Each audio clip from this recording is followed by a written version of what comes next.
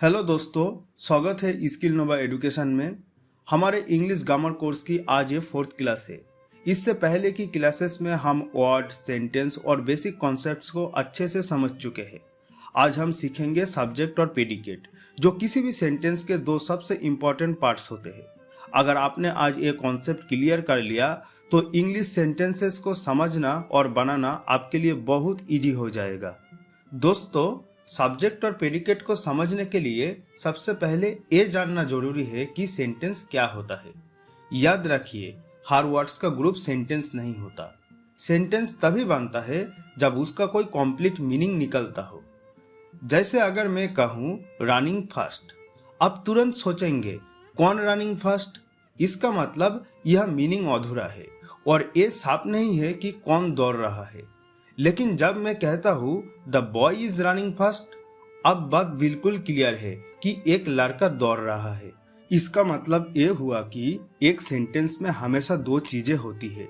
पहला वो पर्सन या थिंग जिसके बारे में बात हो रही है, जिसे हम सब्जेक्ट कहते हैं। दूसरा, उस पर्सन या थिंग के बारे में जो कुछ बताया जा रहा है, जिसे हम प्रेडिकेट कहते हैं। बस इसी वजह से हर सेंटेंस के दो मेन पार्ट्स होते हैं, सब्जेक्ट और प्रेडिकेट। अब हम आते हैं सेंटेंस के पहला और सबसे इम्पोर्टेंट पार्ट पर, सब्जेक्ट। सब्जेक्ट को पहचानने के लिए आपको सेंटेंस में सिर्फ 3 चीजें नोटिस करनी है। सेंटेंस किसके बारे में है? जैसे द टीचर इज काइंड, यह टीचर के बारे में बात हो रही है, इसलिए द टीचर सब्जेक्ट है। सेंटेंस में काम कौन कर रहा है? जैसे द डॉग बार्क्स लाउडली, यह भौंकने का काम डॉग कर रहा है, इसलिए द डॉग सब्जेक्ट है। सेंटेंस की शुरुआत किस वर्ड से हो रही है? जैसे रोहित रीड्स एवरीडे, इस सेंटेंस की शुरुआत रोहित से हो रही है, इसलिए रोहित सब्जेक्ट है। हमेशा एक सिंपल फॉर्मूला याद रखिए। सबसे पहले सेंटेंस पढ़ो, फिर एक सवाल पूछो, कौन या क्या। जो जवाब मिले समझ जाइए वही सब्जेक्ट है। एक एग्जाम्पल देखते हैं, रोहन गोज डेली। अब सवाल पूछिए, कौन डेली जाता है? जवाब मिलेगा रोहन, तो यह रोहन ही हमारा सब्जेक्ट है। एक जरूरी बात, सब्जेक्ट हमेशा कोई इंसान ही हो ऐसा जरूरी नहीं है। सब्जेक्ट कोई जानवर, चीज, ग्रुप या इंसान भी हो सकता है।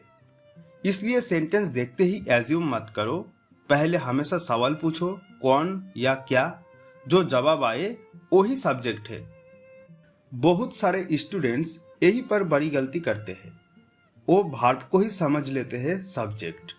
एक एग्जांपल देखते हैं, अगर मैं कहूँ रनिंग, तो क्या ये सब्जेक्ट है?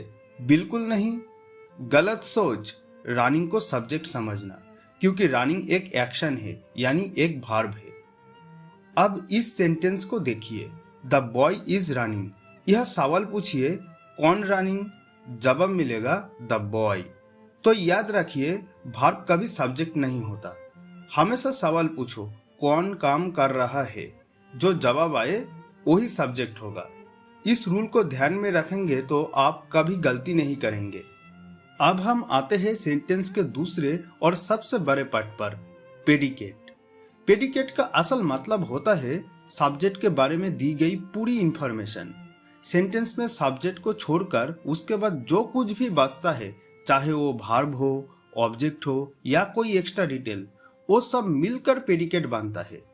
यानी प्रेडिकेट हमें बताता है कि सब्जेक्ट क्या करता है, सब्जेक्ट कैसा है, सब्जेक्ट के साथ क्या हुआ, और सब्जेक्ट के बारे में दी गई हर अतिरिक्त जानकारी प्रेडिकेट होता है। सिंपल लैंग्वेज में कहे तो सब्जेक्ट है कौन और क्या, और उसके बारे में जो कुछ कहा जाए वो है प्रेडिकेट। चलिए अब कुछ एग्जांपल्स के थ्रू देखते हैं कि हम सब्जेक्ट और प्रेडिकेट को कैसे पहचान सकते हैं। सेंटेंस है the girl Yeats fruits daily, यह हमारा सब्जेक्ट है द गर्ल। अब एक सवाल पूछिए, वो क्या करती है? जवाब मिलेगा ईट्स फ्रूट्स डेली। बस यही पूरा पार्ट हमारा प्रेडिकेट है। याद रखिए, प्रेडिकेट कभी सिर्फ एक वर्ड का हो सकता है, तो कभी एक बड़ा फ्रेज या क्लॉज भी हो सकता है। अब हम दूसरे सेंटेंस को धीरे धीरे तोड़ते हैं, the farmer works hard in the field. सबसे पहले वही पुराना सवाल पूछिए, कौन? जवाब है द फार्मर। तो ये हो गया हमारा सब्जेक्ट। अब सब्जेक्ट को छोड़कर जो भी बचा, works hard in the field, ये पूरा का पूरा पार्ट प्रेडिकेट है। हमेशा ये दो रूल्स याद रखिए। पहला, सब्जेक्ट हमेशा वही है जिसके बारे में बात हो रही है। दूसरा, प्रेडिकेट हमेशा सब्जेक्ट के बाद आता है और उसके बारे में इंफॉर्मेशन देता है। अब चलिए कुछ थोड़े बड़े सेंटेंसेस को ब्रेक डाउन करके देखते हैं ताकि आपका कॉन्फिडेंस और बढ़ जाए। पहला सेंटेंस है कमल ईट्स बनाना डेली। यह कमल हमारा सब्जेक्ट है और ईट्स बनाना डेली पूरा का पूरा प्रेडिकेट है। दूसरा एग्जांपल देखिए, the boy is very kind to everyone. इसमें द बॉय सब्जेक्ट है और बाकी बचा हुआ हिस्सा is very kind to everyone predicate बन जाता है। तीसरा सेंटेंस थोड़ा लंबा है, the cat was sleeping peacefully on the mat. घबराए मत, रूल वही है। कौन सो रहा था? The cat. तो ये हो गया सब्जेक्ट और उसके बारे में जो भी बताया गया कि वो मैट पर सुकून से सो रही थी, वो सब प्रेडिकेट है। इन एग्जाम्पल से आपने देखा कि सब्जेक्ट छोटा हो या बड़ा और प्रेडिकेट में कितने भी एक्स्ट्रा डिटेल्स हो, हमें बस कौन और क्या का ध्यान रखना है।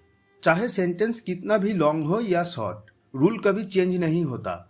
अगर आप रोज थोड़ी प्रैक्टिस करेंगे तो सब्जेक्ट और प्रेडिकेट आपको सेंटेंसेस में तुरंत दिखने लगेंगे।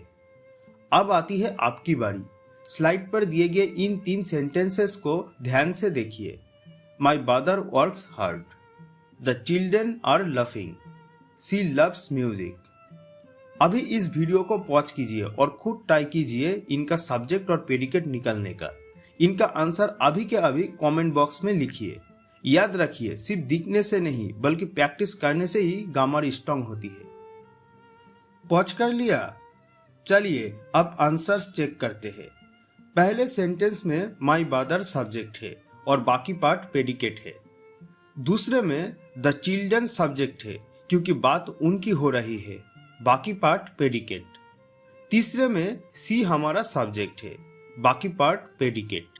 देखा आपने कितना सिंपल है।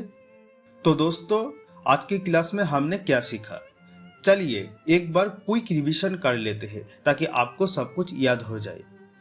पहली बात, किसी भी सेंटेंस के 2 मेन पार्ट्स होते हैं, एक होता है सब्जेक्ट और दूसरा प्रेडिकेट। सब्जेक्ट क्या है? जिसके बारे में पूरे सेंटेंस में बात हो रही हो।